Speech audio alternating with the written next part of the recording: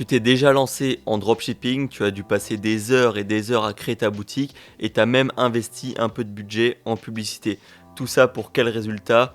Aucune vente. Suite à ça, tu vas dire que ça ne fonctionne pas ou pire que le problème vient de toi, que tu es un raté. Mais je vais te rassurer, c'est complètement faux et dans cette vidéo, je vais te montrer pourquoi c'est normal d'échouer, qu'est-ce qu'il faut faire face à ça et surtout comment est-ce que moi j'ai pu réussir à générer mes premiers revenus en dropshipping à l'époque au bout de la 7e boutique, donc au moins 6 échecs.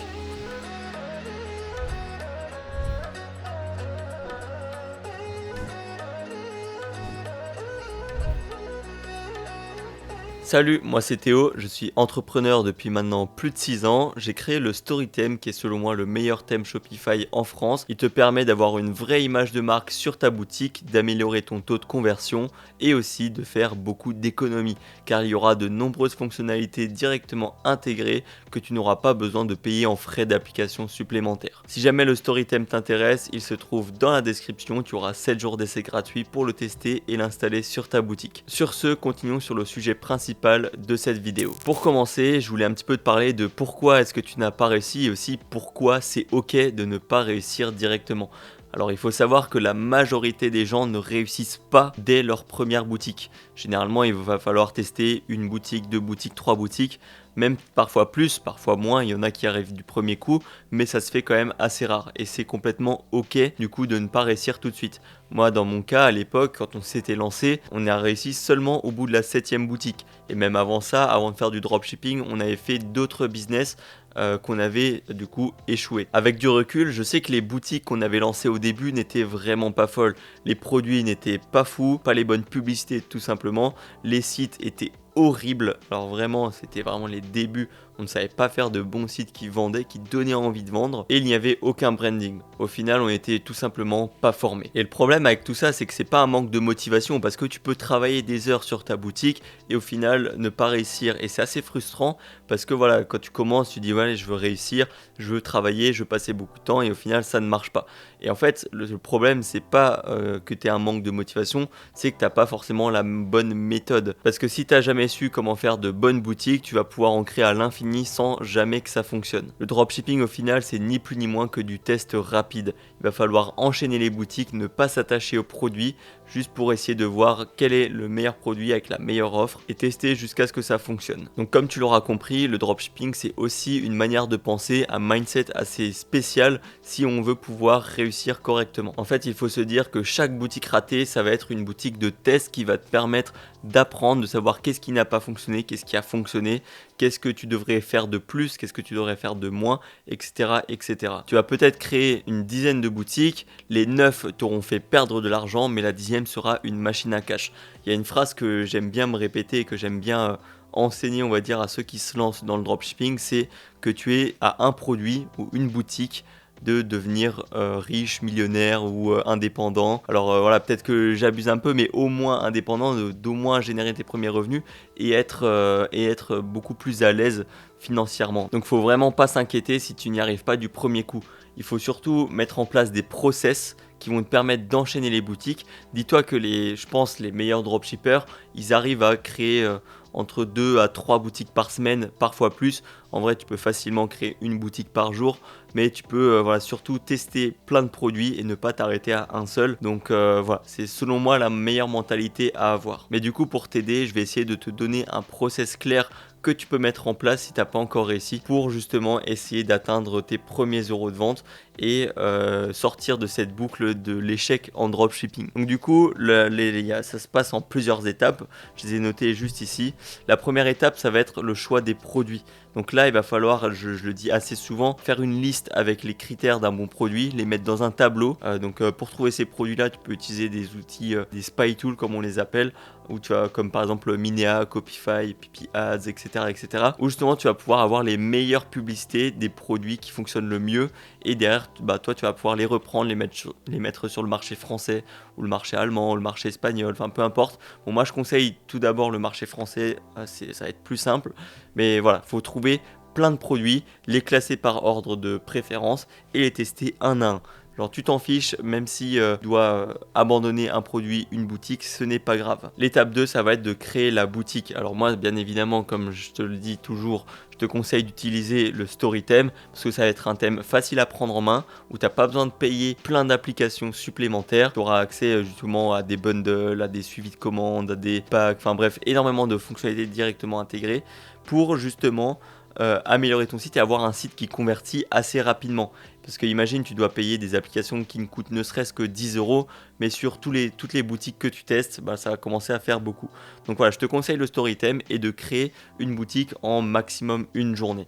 Pas besoin de passer plus de temps. Si tu commences à être formé et puis à enchaîner les boutiques, ça va aller de plus en plus vite. Donc voilà, en moyenne, une journée, c'est très bien pour faire la page produit, la page d'accueil, les textes, l'offre, etc., etc. L'étape 3, ça va être de créer des publicités. Alors pour avancer plus rapidement, tu peux faire une vidéo de manière globale pour ton produit et derrière changer les 3-5 premières secondes de ta vidéo pour faire 3 à 5 variantes différentes et ensuite les lancer, que ce soit sur Facebook Ads ou TikTok Ads avec un budget entre 20 et 50 euros par jour et tu testes ça pendant 2-3 jours, voir si ça fonctionne.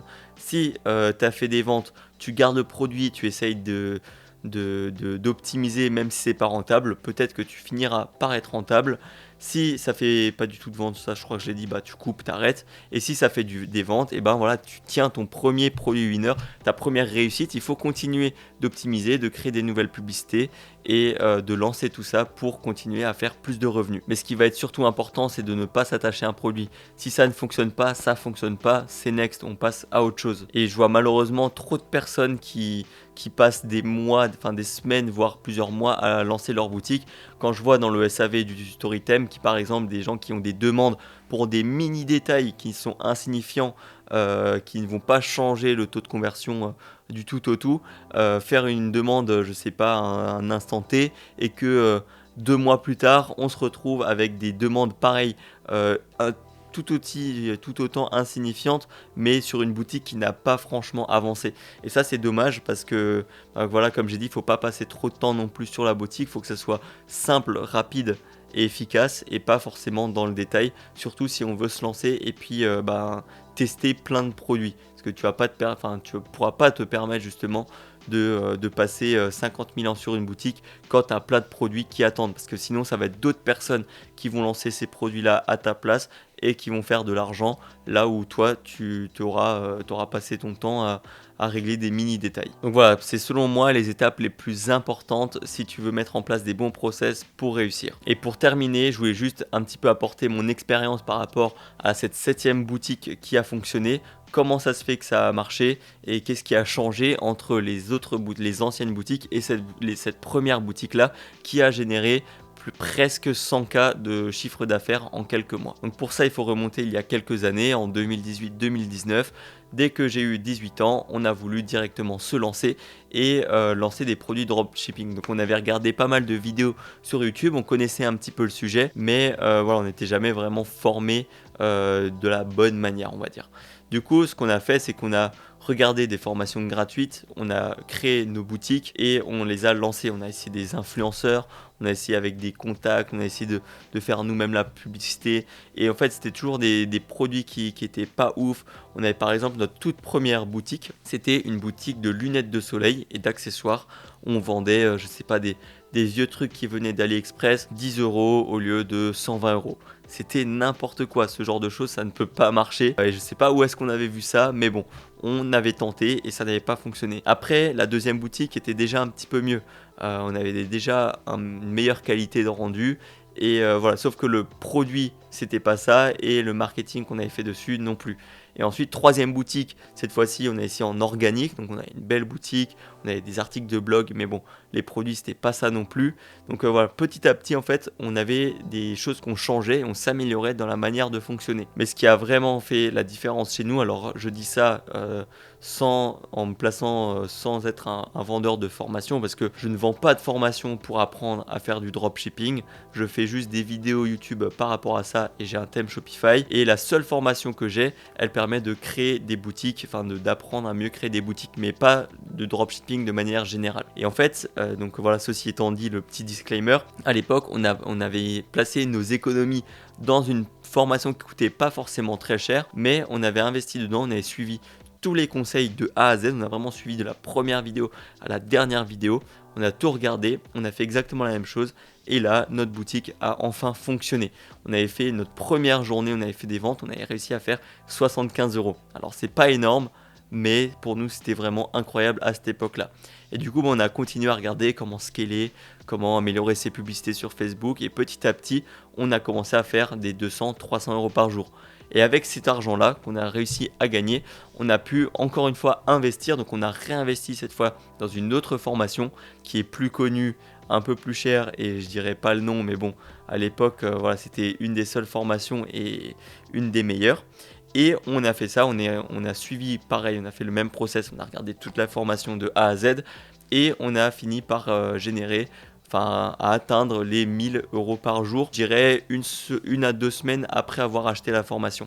Donc voilà, ce que je dis là dans cette vidéo, c'est pas forcément d'acheter des formations, mais c'est juste de se former de manière générale. En 2019, c'était pas le même délire qu'aujourd'hui. Aujourd'hui, on peut trouver beaucoup plus de contenu sur le dropshipping sur YouTube. Il y a plein de personnes qui font des formations vraiment complètes et qui disent comment faire. Aujourd'hui, il y a vraiment moyen de se former et de faire des meilleures choses qu'à l'époque. Donc pour conclure tout ça, le dropshipping, c'est vraiment pas une question de talent ou une question de motivation, c'est plutôt une question de discipline et de mindset, ou dans le sens où il va falloir tester plein de produits. Si tu échoues, c'est pas grave, on passe au suivant et il faut pas, on va dire, s'apitoyer sur un seul produit, s'acharner plutôt et espérer que ça fonctionne alors que voilà, c'est juste peut-être pas le bon projet, la bonne boutique, le bon produit. Et si tu dois retenir des conseils de cette vidéo, c'est vraiment l'importance du volume, c'est-à-dire faire plus de boutiques plutôt que au début sur faire en sorte que ta boutique soit bien et de passer 2 mois dessus. Ensuite, apprends à lâcher prise si un produit ne fonctionne pas. Tant pis, ce n'est pas grave, tu auras appris, ça n'aura pas fonctionné, mais tu auras appris. Et enfin, mets en place des process clairs pour tester rapidement et facilement. Fais toujours les mêmes choses, essaye pour par exemple les pages contacts, les mentions légales, etc. Essaye d'avoir quelque chose de rapide que tu as juste à copier-coller pour passer, on va dire, plus de temps sur l'offre, le texte, les visuels, ce qui est, on va dire, le plus important. Donc voilà, fais en sorte de mettre ce genre de choses en place et ça devrait fonctionner pour toi au bout d'un moment. Et surtout, faut pas oublier d'utiliser le Storytime parce que ça va te permettre de créer des boutiques plus rapidement et à moindre coût. Et pour finir sur une dernière phrase, la boutique qui va changer ta vie sera peut-être la prochaine. En tout cas, merci d'avoir regardé cette vidéo. Si le thème t'intéresse, comme dit, il se trouve dans la description. Si tu as n'importe quelle question, tu peux les poser dans les commentaires. Je me ferai un plaisir d'y répondre. Et jusqu'à la prochaine fois, porte-toi bien, travaille bien et crois en tes rêves. Ciao!